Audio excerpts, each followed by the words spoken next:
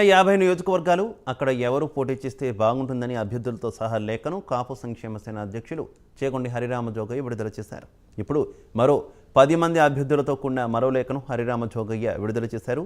ఉమ్మడి పశ్చిమ గోదావరి జిల్లాలో నిన్నటి లేఖలో 9 స్థానాల గురించి ప్రస్తావించగా తాజాగా కొవ్వూరు, పోలవరం స్థానాలు కూడా జనసేనకు ఇస్తే బాగుంటుందని హరిరామ జోగయ్య తెలిపారు. అమలాపురం, రామచంద్రాపురం నియోజకవర్గాలను ప్రస్తావించారు. అలాగే కొవ్వూరు, పోలవరం నియోజకవర్గంలో కూడా జనసేన పోటీ చేయాలని కోరారు.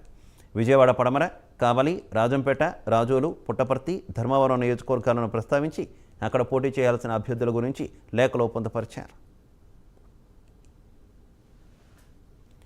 ఇదే విషయానికి సంబంధించి మరింత సమాచారం మా కరెస్పాండెంట్ రాంబాబు లైవ్ ద్వారా అందిస్తారు. రాంబాబు. Thank you Shiva.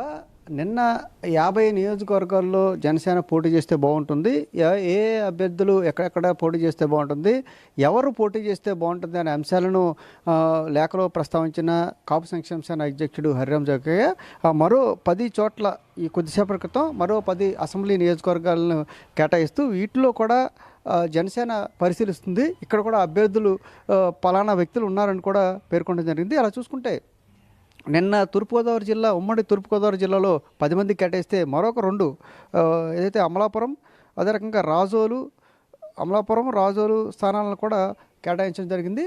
అదే రకంగా ఈరోజు చూసుకున్న ఇక ఉమ్మడి పశ్చిమ గోదావరి జిల్లాలో చూసుకున్నట్టయితే కొవ్వూరు, పోలవరం, ఇందాక లైవ్లో మనం చెప్పినట్టుగా కూడా పోలవరంలో కూడా కాపు పరంగా జనాభా సంఖ్య ఎస్టీల తర్వాత అత్యధిక జనాభా కాపులు ఉన్నారు. అందువల్ల పోలవరాన్ని మొదటి నుంచి కూడా జనసేన గట్టిగా పట్టుబడుతూ వస్తుంది. చిర్రి బాలరాజు అక్కడ రంగంలో ఉన్నాడు. మొదటి నుంచి కూడా జనసేన పార్టీ అక్కడ దూసుకుపోతున్న పరిస్థితి ఉంది. జనాభా పరంగా ఎస్టీల తర్వాత అత్యధిక ఎస్టీ నియోజకవర్గంగా ఉన్న పోలవరం నియోజకవర్గం ఎస్టీ జనాభా తర్వాత అత్యధికులు కాపులు ఉన్నారు. అందువల్ల జనసేన అక్కడ బలంగా దూసుకెళ్తున్న పరిస్థితుల నేపథ్యంలో పోలవరాన్ని కూడా అక్కడ యాడ్ చేయడం జరిగింది. మరో రకం కొవ్వూరు నియోజకవర్గంలో కూడా కాపు సంఖ్యాబలంగా ఎస్సీల తర్వాత అది ఎస్సీ రిజర్వ్ నియోజకవర్గం, ఎస్సీల తర్వాత అక్కడ కాపు సంఖ్య అత్యధిక సంఖ్యాకులుగా ఉన్నారు. అక్కడ కూడా టీవీ రామారావు, మాజీ ఎమ్మెల్యే ఎవరైతే ఉన్నారో టీవీ రామారావు అక్కడ జనసేన పార్టీ ఇన్ఛార్జిగా ఉన్నారు. టీవీ రామారావు కూడా పేర్కొనడం జరిగింది. అదే రకంగా అటు ఈస్ట్ గోదావరి, అదే రకంగా కడప, అదే రకంగా విజయవాడ చూసుకుంటే పోతిని మహేష్ పేరు, అలా మొత్తం కావలి, అలా దాదాపుగా 10 అసెంబ్లీ స్థానాల్లో 10 మంది అభ్యర్థులను కూడా జనసేన పరిశీలిస్తుందంటూ కూడా హరిరామ జోగయ్య తన లేఖలో పేర్కొనడం జరిగింది.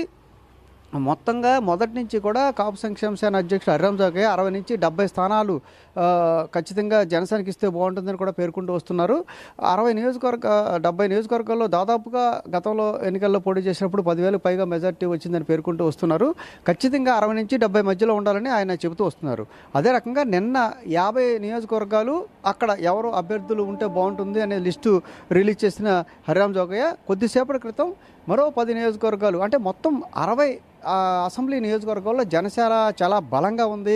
ఇక్కడ కనుక జనసేన అభ్యర్థులు కనుక టికెట్లు కేటాయించినట్లయితే టీడీపీ జనసేన కూటమిలో 60 స్థానాలు కనుక కేటాయించినట్లయితే పూర్తి స్థాయిలో జనసైనికులకు అందరూ గట్టిగా పనిచేసే అవకాశాలు ఉన్నాయి. జనసేనకు తక్కువ స్థానాలు ఇచ్చినట్టయితే జనసైనికులు పూర్తి స్థాయిలో పని చేయలేరని మొదటి నుంచి చెప్తూ వస్తున్నారు. అనేక లేఖలు పవన్ కళ్యాణ్ కూడా రాయటం జరిగింది. ఈ నేపథ్యంలో మరోసారి నిన్న 50 మందితో అసెంబ్లీ నియోజకవర్గాలతో కూడిన అభ్యర్థులతో పాటుగా లిస్టు రిలీజ్ చేసిన హరిరామ జోగయ్య కొద్దిసేపటి క్రితం మరో 10 స్థానాలు కూడా పెంచడం జరిగింది. మొత్తం మీద కాపు సంక్షేమ సేన అధ్యక్షుడు హరిరామ జోగయ్య మొదటి నుంచి చెబుతున్నట్టుగానే 60 స్థానాలకి ఇప్పటివరకు జనసేన అభ్యర్థులు వీళ్ళైతే బాగుంటుంది.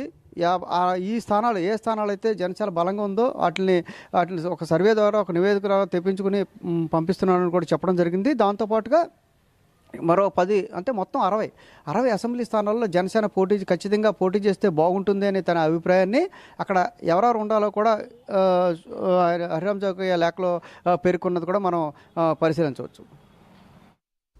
ఓకే రమాబ్, థ్యాంక్ యూ.